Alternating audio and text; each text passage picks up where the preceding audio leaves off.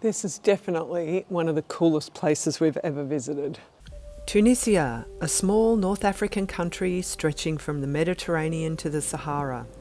From the historic Medina of Tunis to white sand beaches and blue and white coastal villages. As you head south, the scenery shifts.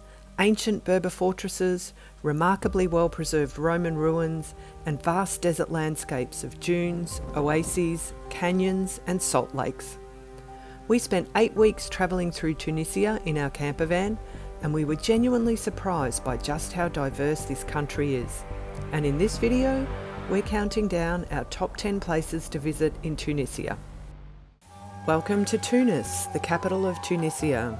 Vibrant, historic and full of contrasts. From the maze-like Medina to modern boulevards and landmarks like the abandoned Hotel de Lac, this is where old and new meet and where our Tunisia journey begins. This is Tunisia's clock tower.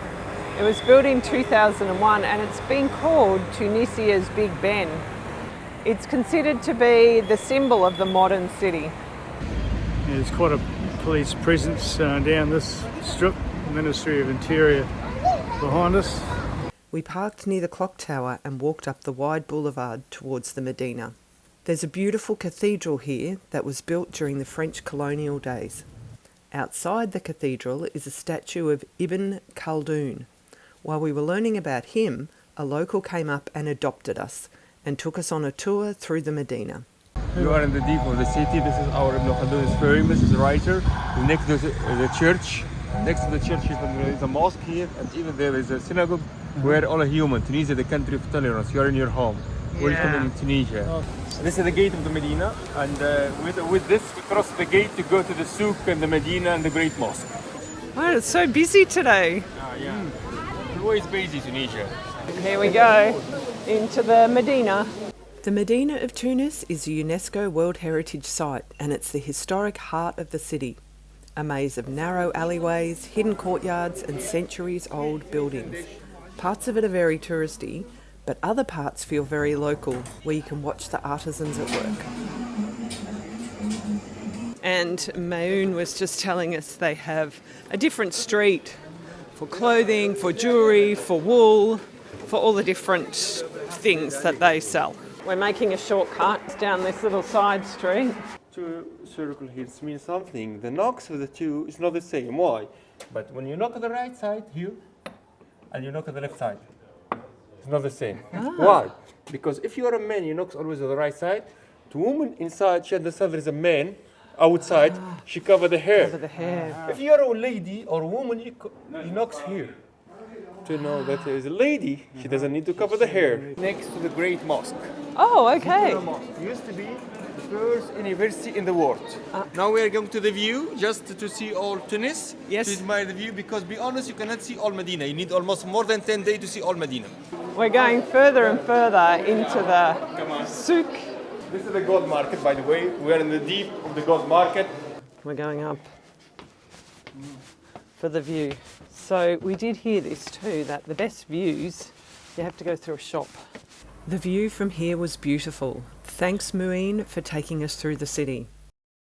After the tour, we stopped for a mint tea and the traditional food called brick. What's inside it? So it's got tuna. This is what I can taste. It has tuna, egg, like parsley, I think. There's a herb. Some of them have mashed potato.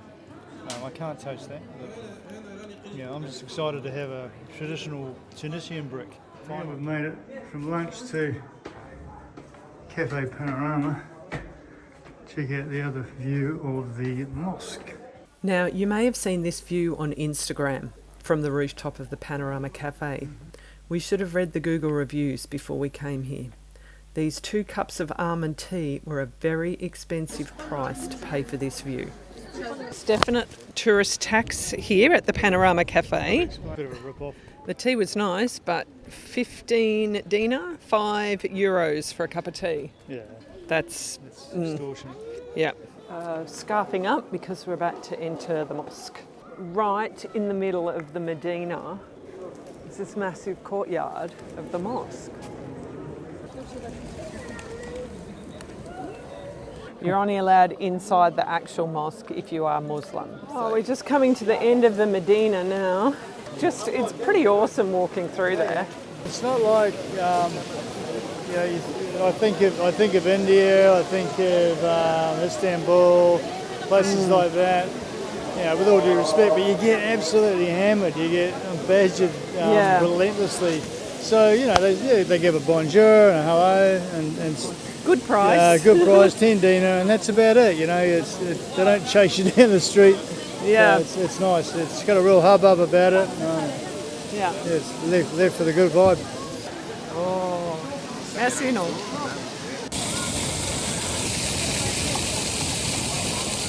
So this is Sidi Bou Said. It's one of the most recognisable places in Tunisia. Whitewashed buildings, bright blue doors, and sweeping views over the Mediterranean. And we've just come 2 minutes walk, not even, from the main centre, which is crawling, and it's really quiet here. There we go. It's crazy to think there's cars coming up here. Yeah.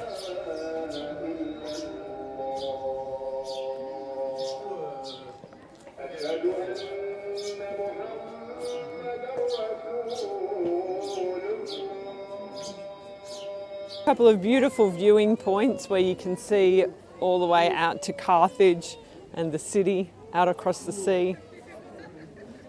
And we've made it right to the tippy-tip top where the ginger cat and the lighthouse is. And then you come back to the madness. Look at this.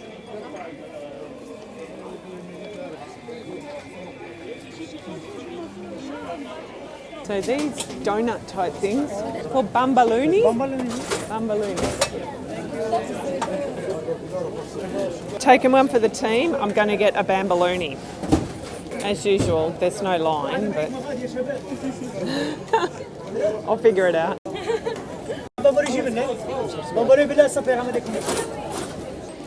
I'm not sure I got a shot of me with the bambaluni before I started eating it. I'm into the last mouthful. I was really hungry. So you're going the sweet and I've gone the savoury. That's one hell of a brick. I just gone the brick. This is nice though, it's like a donut, but it's really light. And it's got sugar on it.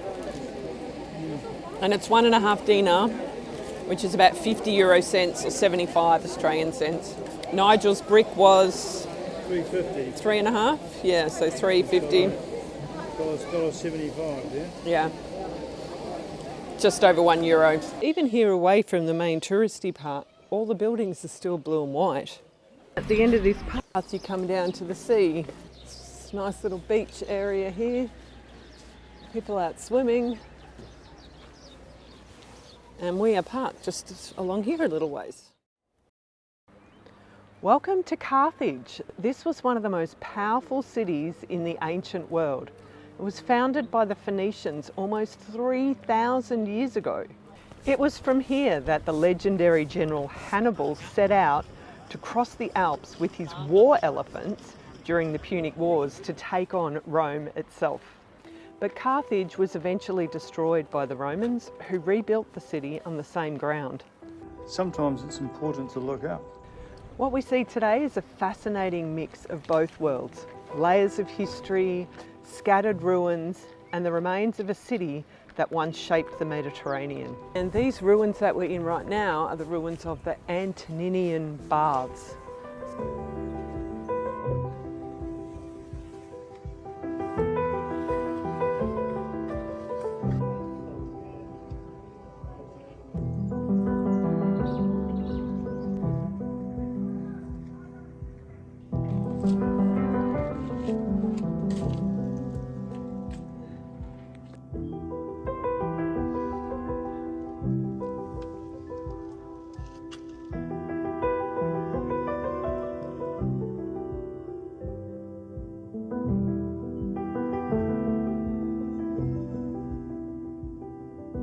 It's like golden wattle, like the state flower of Victoria, where I'm from in Australia.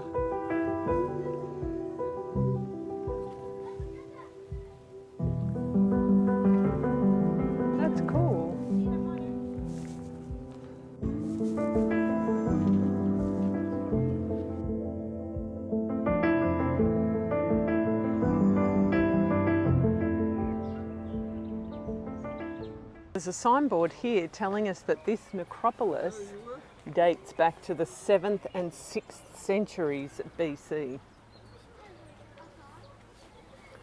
So we're here, and I guess we just went down into this one. There's a whole lot of different tombs there, and you just got to know that right where we're standing, there's a whole lot more stuff underneath us. Well, turn around. Oh, that's pretty cool. Wow. Unless you're going to ignore this. We thought it was a drain. So it's a tiny little chapel, which is completely underground now. So when I saw these tiles on the way down the very modern looking steps, I got suspicious that there was actually something worth seeing down in there. And there was. So it's actually called the Chapel of Asterius. And you just go down that little steps there. So we've climbed up the hill from the baths and the sea. Right now we're in the section of the Roman villas where the wealthy people lived. So these houses it's talking about, one covers an area of approximately 2,200 square metres and the other one 1,400 square metres. That is big houses.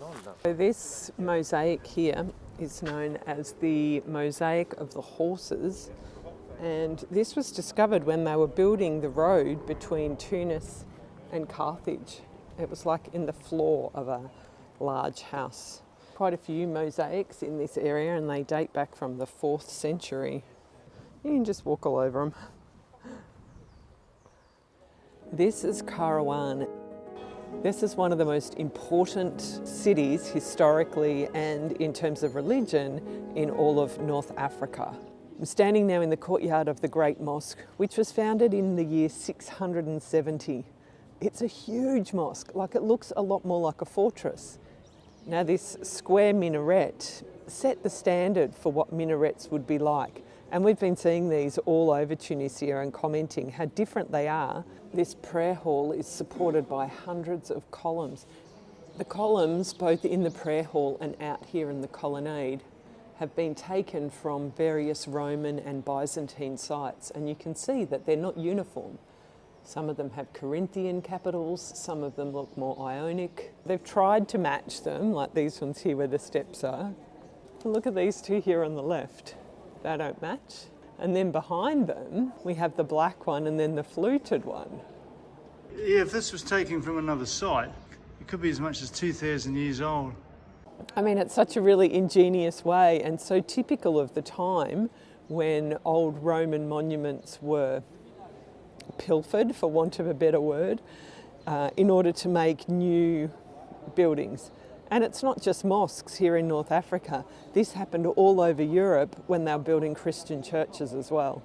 So even here at the bottom of the minaret, you can see how they've used stone from, well, the ancient Roman ruins. There's Roman Latin inscriptions there. Interestingly, one's upside down. Apparently these were taken from Carthage. As non-Muslims, we can't enter the prayer hall of the mosque, but we can see the inside very clearly. Down the end there is the little niche which points to the direction of Mecca, and that's really intricate with tiles and carved marble. It's just beautiful exploring the courtyard of the mosque, and it's also fascinating to head outside and walk around the perimeter. Look at that door.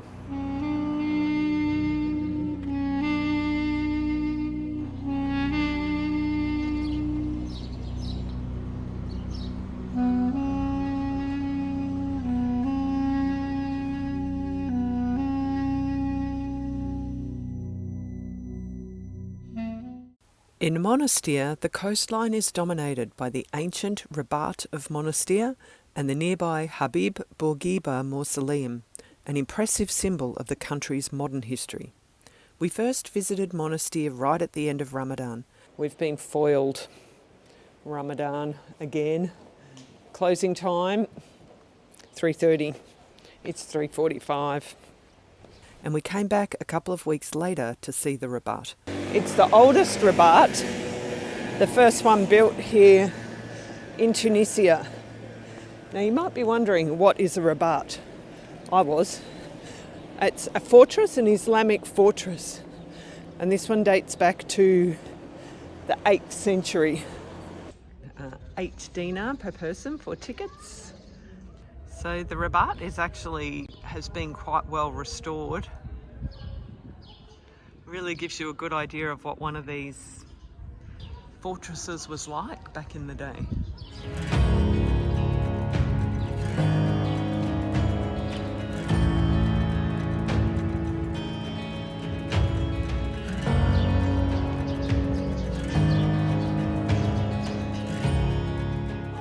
I'm trying to figure out how to get up the tower. It's like a maze. Oh, maybe through here. God, it's really skinny. This is up to like my waist. I've really got to crouch down to get down here. Found the way.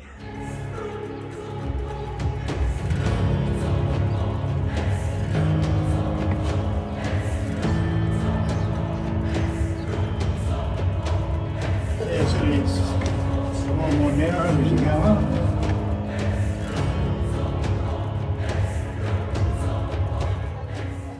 Yeah, so it's a bit of an adrenaline rush getting up here. Yeah, it's amazing. Bit of look over the port and the old town. And there's the old cemetery. Beautiful view of the mausoleum. And if these walls look familiar, this outside wall was used for the filming of Monty Python's Life of Brian. Nigel is trying to find all of the filming locations. He's not the Messiah, he's just a very naughty boy. You don't need to follow me. You're all individuals.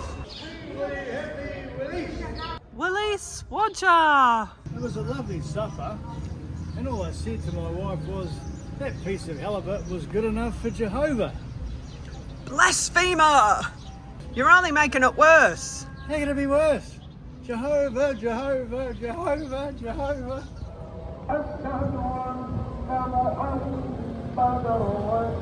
There's a big open square here, and what we're seeing is a whole lot of Tunisian flags at the moment because tomorrow is their Independence Day. And this is particularly significant for Monastir because this was the birthplace of the first president of the Tunisian Republic and the man responsible for bringing about the independence from France. His name is Habib Bourguiba and he was president for 30 years. His mausoleum complex is absolutely beautiful. It's free to enter and inside it's kind of like a museum. But that's where he's buried. And now we can look down on the mausoleum. So in this section they've got some of his clothing, photographs. You can see some of his personal effects here, including a pen from Ronald Reagan. So we just had a chat to these 2 young local guys. They're, I don't know, doing a model shoot or something. And I asked them what they think of Habib Bourguiba, and they love him. So they said he was a very good man, he was really good for Tunisian freedom, and yeah, we were just really interested to know that they love him.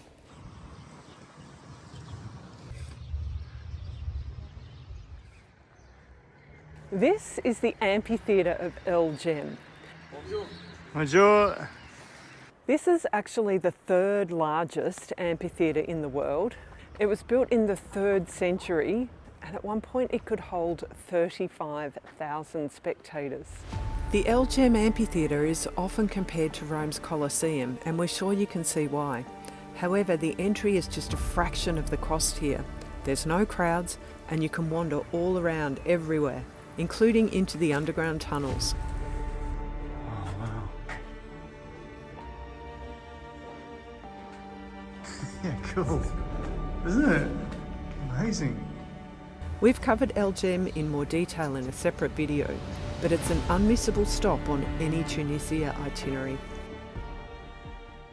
While El Jem is the most famous, Dougga is often the real surprise. Today we're in the ancient Roman site of Dougga. And this is a UNESCO World Heritage listed site, and it's one of the best preserved ancient Roman towns in all of Africa.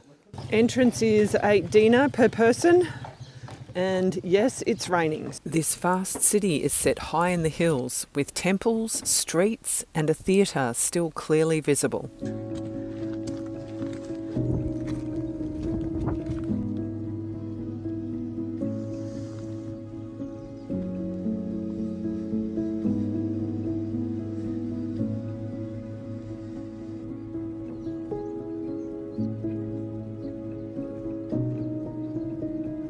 This is the Capitolium. It was built from 166 to 16 AD. Temple was dedicated to the Capitoline triad of Jupiter, Juno and Minerva. It's a good artist's impression of what it would have looked like here. And this is one of the most impressive and popular spots here at Dougga.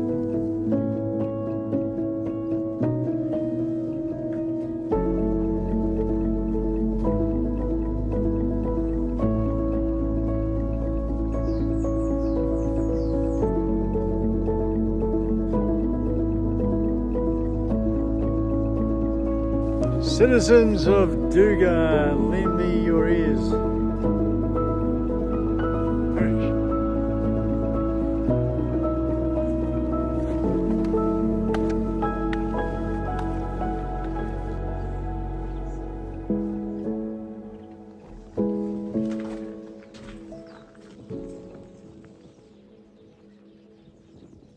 It's so beautiful to see these ruins set in the middle of the olive groves. And then we stumbled across the public latrines. I'm not even sure what to say. It looks like you pee into that channel and poop into these holes. What's interesting is there's no privacy, right? It's like a rugby team in the changing sheds.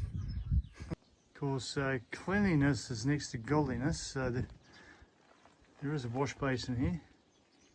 Welcome to the Sahara! The Sahara Desert is one of Tunisia's most iconic landscapes, and it's something you really have to see for yourself. But it's not just endless sand dunes and camel rides. We spent 2 weeks exploring the salt lakes and canyons, oases and bustling towns, and meeting the people who call this part of the world home.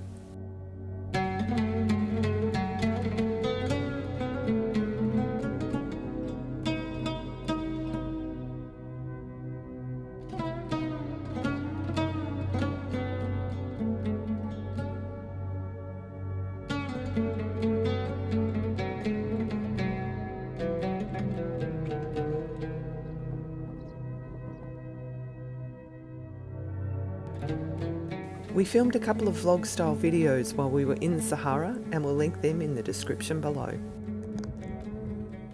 One of the most surprising sights in southern Tunisia are the Ksar, which are ancient Berber fortresses built to store food and protect communities. Some of these, like Ksar Beni Barka and Chenini, are built on the hilltops, whereas others are in the middle of towns and villages. We visited several on our Tunisia road trip, and one of our favourites was Ksar Ouled Sultan, which is probably one of the most visited of all of the Ksar.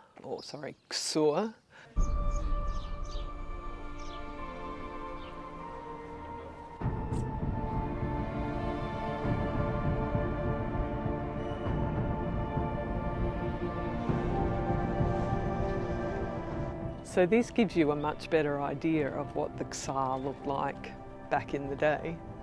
This one's been restored quite well.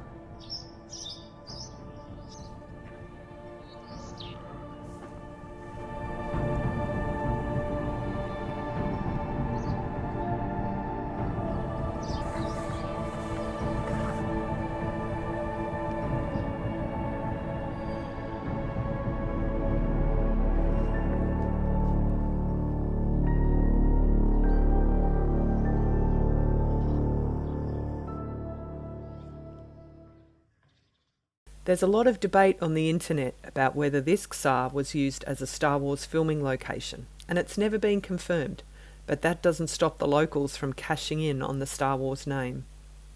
There's also a lot of handcrafts and art for sale here. We bought one of these hand-painted bookmarks, and then we stopped at the Star Wars Rest and ended up buying a carpet. Single Berber de la famille. Yes. Yeah. Yes. Welcome. Merci. Welcome Australia. So I'm the self-professed worst barterer in the world, and Nigel might be the second worst. Exactly. But we just bought this beautiful carpet for 60 dinar. It's going to look great in the van. It's going to look beautiful in the van. Is Yeah. that 20 euros? Yeah, 20 euros. Merci. Here he is, the legend. Look at that. Merci, shukran. Made personally by... Is it going to fit? This is the moment of truth. Now it looks really big. Veteran rug. Would you look at that? Does it fit? That's perfect. It's perfect. Jerba is often seen as a beach island with 5-star resorts lining the sand, but it's so much more. We love the quiet, wild camping spots on the west coast and shopping in the local markets.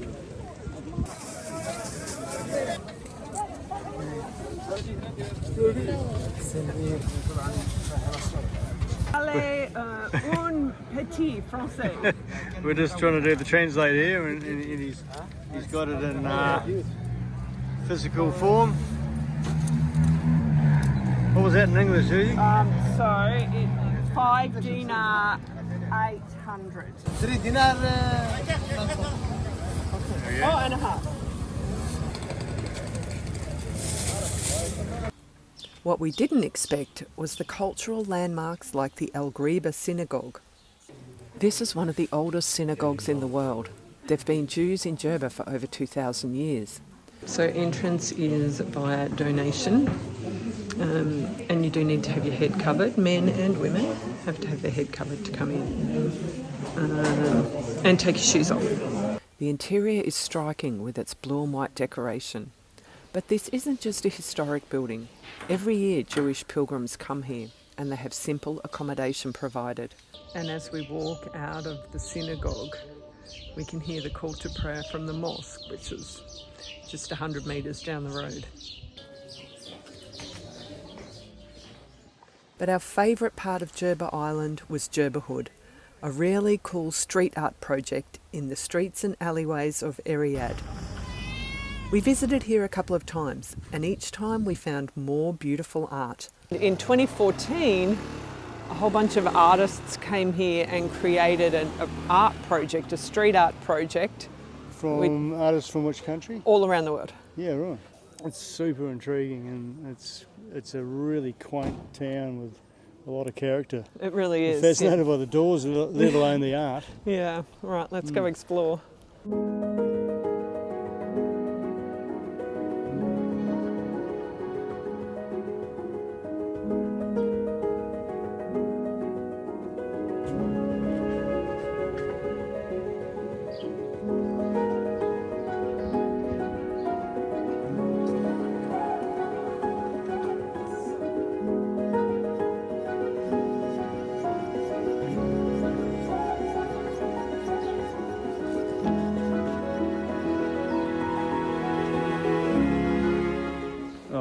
Look, we're both just blown away by this beautiful little town.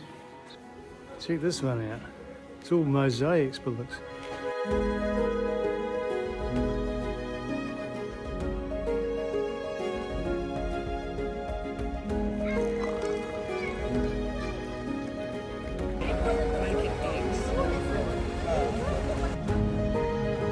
It's incredible, isn't it?